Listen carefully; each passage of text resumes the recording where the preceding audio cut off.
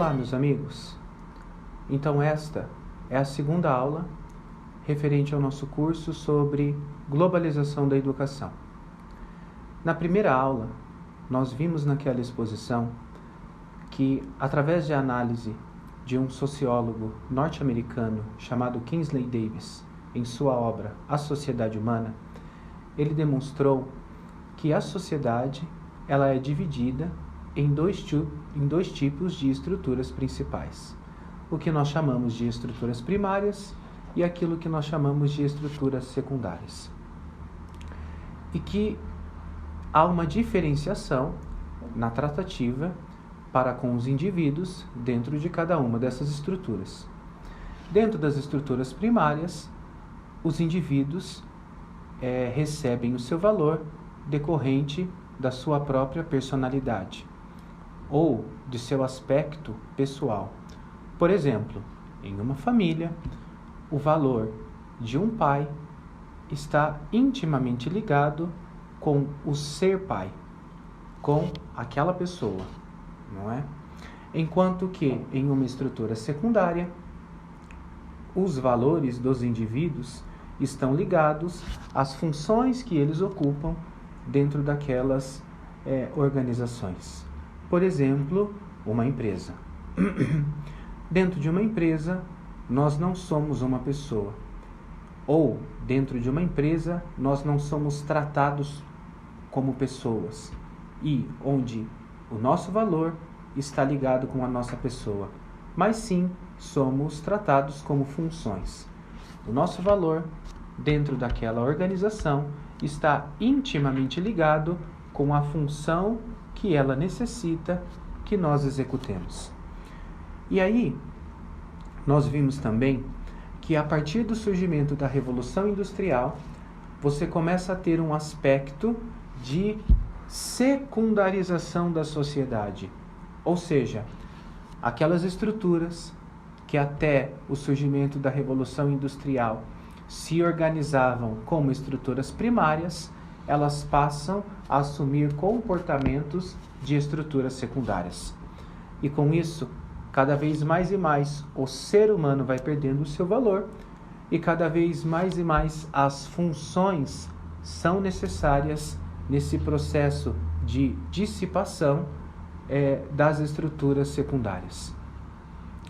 E o que eu quero tratar com vocês aqui, neste encontro de hoje, é de que maneira este aspecto de secundarização da sociedade ele começa a ter implicações dentro do sistema educacional, não é?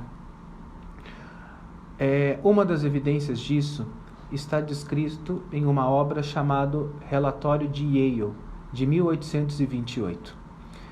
Este relatório foi escrito por alguns professores da Universidade de Yale quando, frente às exigências, não é, de você formar dentro do sistema universitário uma mão de obra capacitada para atender às demandas de uma sociedade industrializada, os mesmos resolveram fazer uma contestação. E resolveram fazer uma contestação por quê? Porque até então, a educação superior nos Estados Unidos, ela tinha como foco, como objetivo, formar pessoas, formar indivíduos, constituir nessas pessoas virtudes. E os próprios alunos integrantes dessas universidades eram vistos não como funções que ocupariam ou que corresponderiam a uma demanda numa sociedade industrializada, mas sim como pessoas, como pais de família, como cidadãos, que depois, com a sua inteligência educada e com a sua vontade aperfeiçoada pelas virtudes, poderiam assim então dedicar-se mais tardiamente ao seu desempenho profissional. Então, frente a essa exigência de uma sociedade pós-revolução industrial, os professores da Universidade de Yale, em 1828, elaboram um relatório demonstrando por argumentos educacionais, pedagógicos e sociais, como que é um absurdo você perverter o sistema de ensino superior para atender às demandas de uma sociedade industrializada. Então, com isso, nós começamos a ver como que esta questão da secundarização da sociedade, ela começa a ter a sua influência dentro do sistema educacional. Mas esse não é o assunto principal dessa área, desta aula, me desculpem. O que eu quero tratar com vocês aqui hoje, na verdade, é o surgimento do que nós podemos chamar de neoliberalismo. E através do surgimento do neoliberalismo, você começa a ter um novo termo identificado, não é? Em uma economia neoliberal, tido como capital humano. Pois bem, antes de descrevermos o capital humano, vamos entender o contexto onde se deu o surgimento do neoliberalismo. Então vejam, Karl Marx, ele havia dito que uma revolução estava na iminência de acontecer na sociedade da qual ele vivia, não é? E no que consistiria essa revolução? Que os operários, eles fariam uma revolta contra os seus patrões, não é?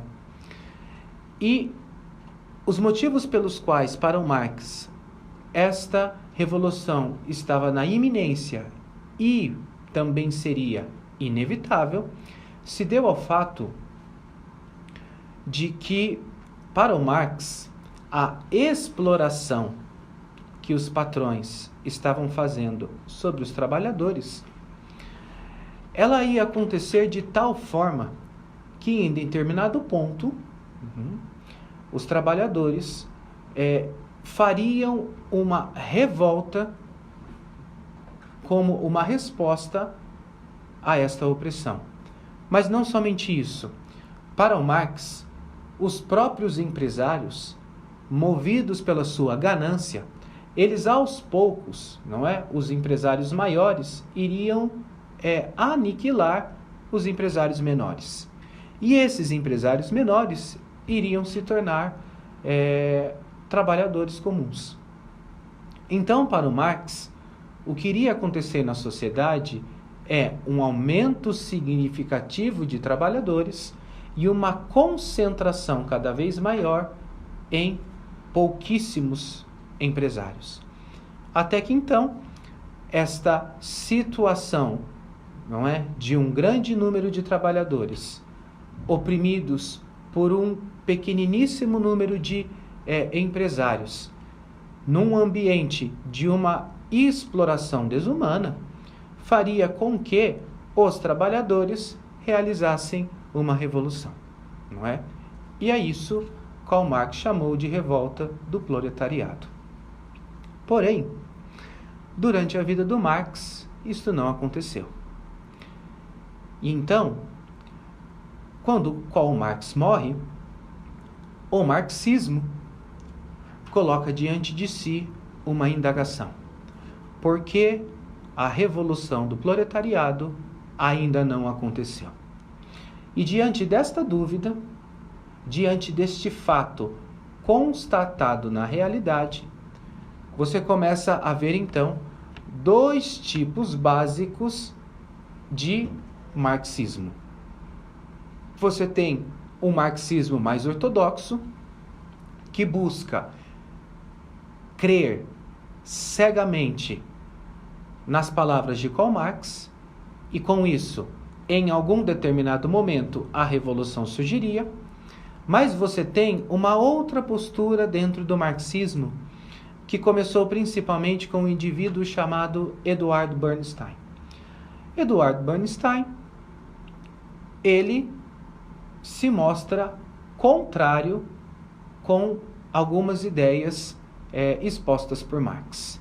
E uma delas era exatamente a inevitável revolta do proletariado. Para o Eduard Bernstein, a revolução se daria sim. Porém, esta revolução não necessariamente precisa se dar dentro de uma revolução. Esta revolução, ela pode se dar através de interferências dos próprios marxistas, premeditadas dentro do tecido social, causando esta revolução.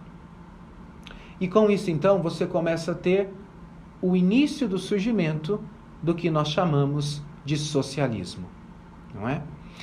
Mas, de princípio, comunismo e socialismo não se separaram. Ainda que tinham ideias diferentes, posturas diferentes frente ao próprio marxismo, o que você começa a ver é que vai tendo uma alternância no governo. Ora comunista, ora socialista, ora mais uma vez comunista, ora mais uma vez socialista.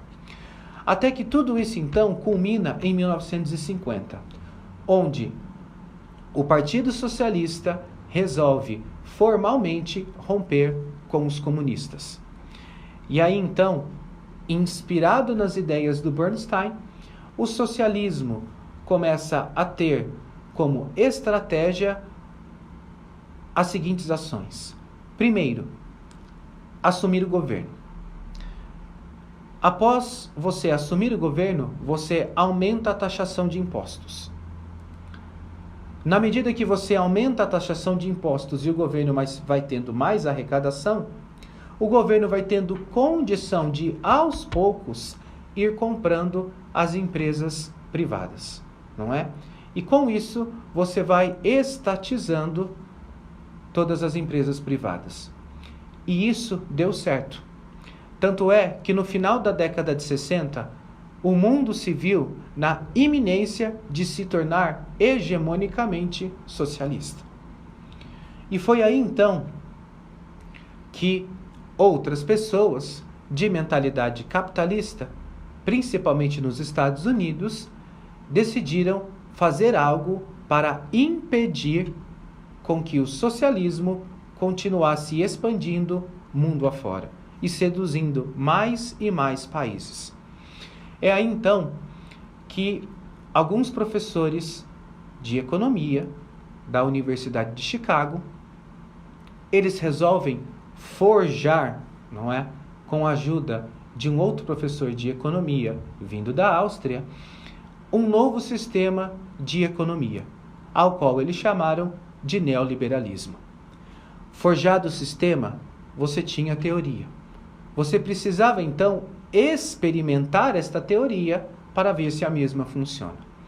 Então tiveram como piloto um país na América do Sul, que foi o Chile, durante o governo de Pinochet. Fizeram um acordo com o Pinochet para que pudesse experimentar este tipo de economia dentro daquele país. Uma vez que identificado que a mesma funciona, começaram a expandi-la mundo afora. E através, então, do surgimento do neoliberalismo, não é? Onde você começa a ter uma economia global, através da intercambiação de produtos entre os países, feitos por meio de acordos, eles conseguiram, então, aniquilar o avanço do socialismo.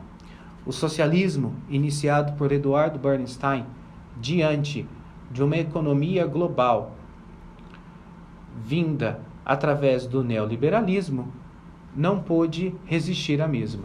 E então o socialismo cai perante o surgimento do neoliberalismo. Porém, isto começa a ter implicações educacionais. Porque na mesma escola de Chicago, dois professores estudiosos de economia, chamados Theodore Schultz e Gary Becker, eles começam a forjar uma nova teoria educacional, a qual eles deram o nome de capital humano. O que seria o capital humano na visão do Theodore Schultz e do Gary Becker? Capital humano para eles é o investimento mais rentável que já houve e provavelmente haverá na história de toda a civilização humana. O capital humano, diante de investimentos como o petróleo, por exemplo, é imensamente mais rentável. Por quê? A explicação que esses professores dão é a seguinte: uma pessoa, para ela se formar, por exemplo, em engenharia, ela pode gastar, ao longo do seu curso de formação superior, R$50 mil. Assim que ela se forma, ela arruma uma vaga no mercado de trabalho. Se esta pessoa, ao entrar no mercado de trabalho, como engenheiro, ela tiver um salário médio de R$5 mil, em 10 meses, ela terá pago todo o investimento que ela fez ao longo dos 5 anos de sua formação.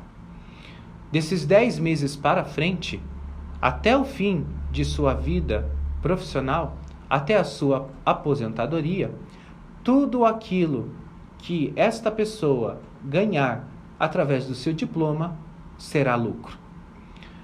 Contrastando, então, os lucros obtidos depois de você ter pago a sua educação, esses economistas viram que as possibilidades de riquezas geradas a partir do momento que você investe no capital humano são as riquezas mais rentáveis existentes na humanidade. E então, eles começam a desenvolver uma teoria, que é o capital humano, onde como você poderia, através de você se apropriar do sistema educacional, fazer com que os lucros que todo estudante, todo formando ele obtém para o resto da sua vida, possa ser revertido para um sistema único. E esse é o grande questionamento que o Gary Becker e o Theodore Schultz começam a fazer em como você implementar o capital humano, não é? Dentro do sistema educacional. Vejam, diante desta realidade, a educação já não tem mais como propósito formar homens, formar pessoas, formar indivíduos com a sua inteligência desenvolvida, com as virtudes desenvolvidas. Mas você começa a enxergar em cada ser humano presente que incorpora o sistema educacional, capital humano. E então, você precisa começar a forjar uma educação que possa formar os indivíduos, formar os estudantes, que já não são mais indivíduos, já não são mais estudantes, são capital humano, para que eles possam atender à demanda de um mercado globalizado. Talvez você, ao ver esse vídeo agora, você possa fazer a seguinte pergunta: mas veja, já não é isso que acontece nos dias de hoje? As pessoas já não vão para o sistema educacional em busca de um diploma para depois exercer uma função no mercado de trabalho? Sim, isto já acontece nos dias de hoje. E isto já é uma tragédia. Porém, o que os teóricos da Universidade de Chicago, a partir do desenvolvimento do capital humano, querem fazer é o seguinte: a partir do momento em que você se apropria totalmente do sistema educacional, o capital humano, ou seja, as pessoas que compõem o sistema educacional, irão estudar única e exclusivamente aquilo que o sistema financeiro identifica como rentável para o fortalecimento de uma economia globalizada e neoliberal. Hoje, ainda, seja por decisão própria, ou seja, por outros tipos de influências externas, as pessoas ainda estão escolhendo o que elas querem fazer. O que intenta-se implementar A partir desta visão de capital humano, é que você tenha um sistema educacional totalmente hegemônico na mão de um sistema financeiro unicamente interessado em formar uma mão de obra especializada para atender às demandas de um mercado global. E vejam, com isso, você começa a ter uma sociedade cada vez mais e mais secundarizada. Porque você enxerga os seres humanos como capital humano, ou seja, como números, como meros números que interessam a um sistema financeiro que não enxerga os indivíduos que compõem a sociedade como pessoas, que não enxergam os indivíduos que compõem a sociedade como filhos de um pai e de uma mãe, ou como o pai de alguns filhos, mas enxerga cada um desses indivíduos como meros componentes capitais humanos, investimento, potenciais de lucro que precisam ser educados não naquilo que lhes forma para a sabedoria e para a virtude, mas para aquilo que lhes forma para o atendimento das necessidades do fortalecimento de uma economia globalizada, não é? Se você acha que isso está distante de nós, basta você olhar a situação em países como a China, por exemplo. A mentalidade que as próprias pessoas adquirem dentro do sistema educacional.